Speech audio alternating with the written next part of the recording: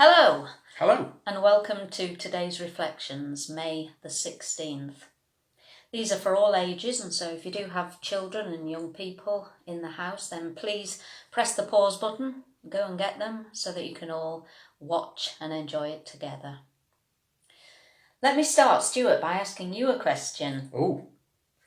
When you were a little boy, what did you want to be when you grew up? Soldier, footballer, a judge, teacher, all kinds of things, really. And tell me, have you ever done any of those jobs? No.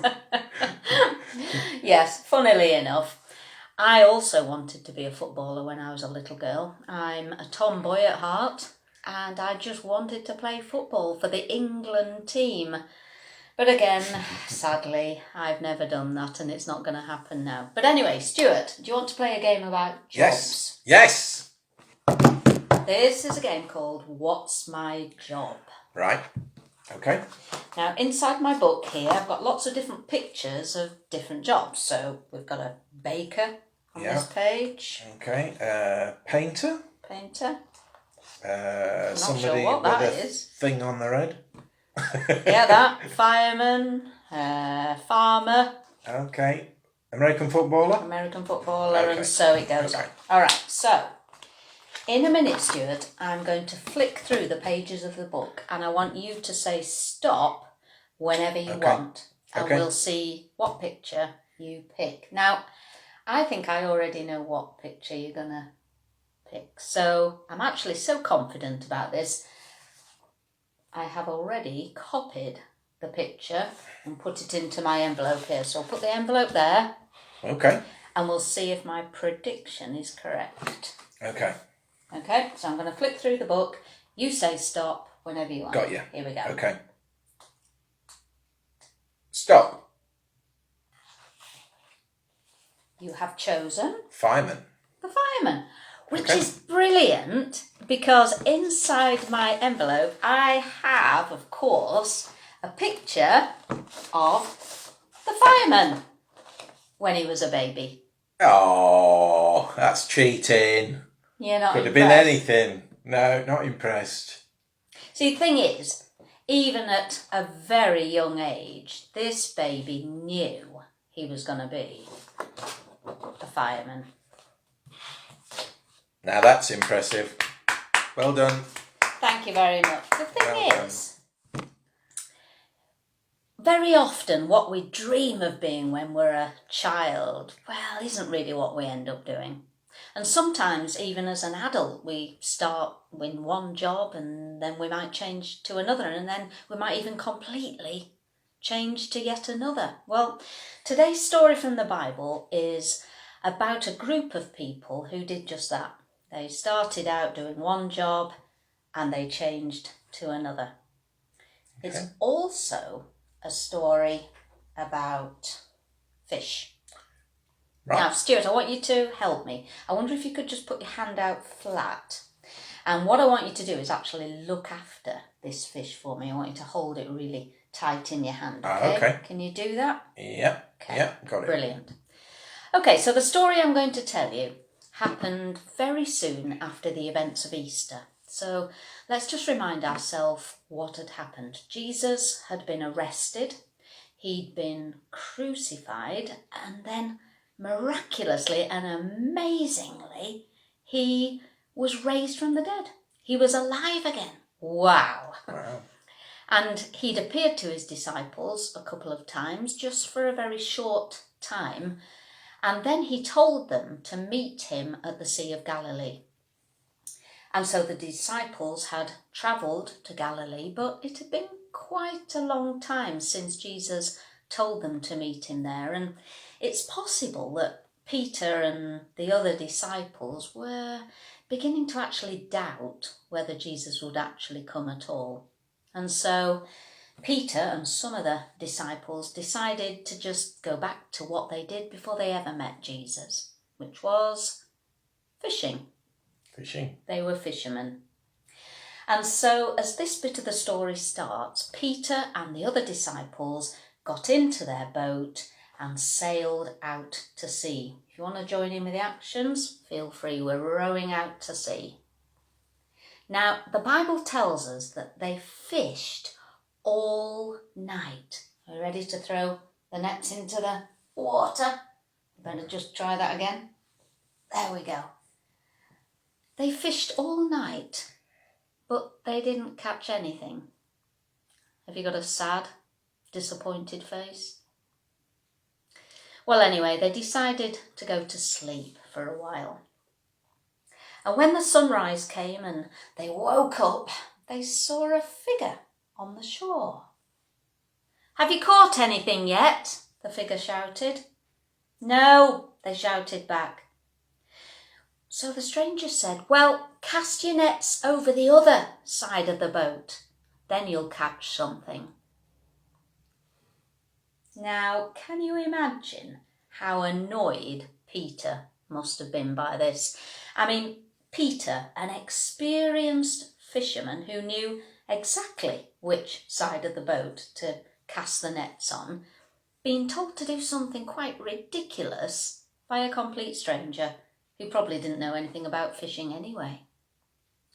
But interestingly, the disciples did actually do what that stranger suggested. And oh my goodness. Stuart, can you open your hand? There were so many fish. So many fish they couldn't actually pull the net back into the boat. It was way too heavy. And then the penny dropped. Peter realised who the stranger was. It was Jesus, of course. And you know, Peter was so excited to see Jesus that he did something really funny. He jumped straight out of the boat, fully clothed, all his clothes on, and started swimming back to shore. Can you swim with me? Maybe you did the breaststroke. Who knows? But all of that left the other disciples having to bring the boat back to shore with all the fish that they'd caught. Are you ready to row it back? Oh, wait a minute. How do you suppose those disciples managed to row the boat back to shore when just before they couldn't even pull all the fish onto the boat? It was too heavy. Well, of course, because Jesus somehow helped them. Well, Jesus can do anything, can't he? Anyway, by the time they got the boat back to the beach, Jesus had already lit a fire ready for cooking the fish, and he'd brought some bread too. And so they all sat down and enjoyed breakfast together on the beach. And as they ate, Jesus talked to his disciples and he told them he had a job for them to do. He wanted them to travel all over, telling people all about him, about what had happened to him, and inviting people to be friends with Jesus and to follow him. And do you know what? That's exactly what those disciples did.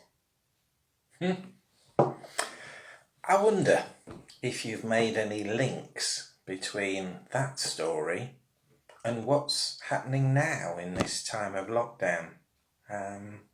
Maybe that you, like those disciples, are feeling tired and fed up and not sure what to do next. It may be that you want to ignore what's been happening just as they did, but they couldn't and nor can we. Perhaps you think, I wish it could all go back to how it was before all this happened, but that isn't on either. I wonder if you're thinking what it might look like when we emerge from all of this.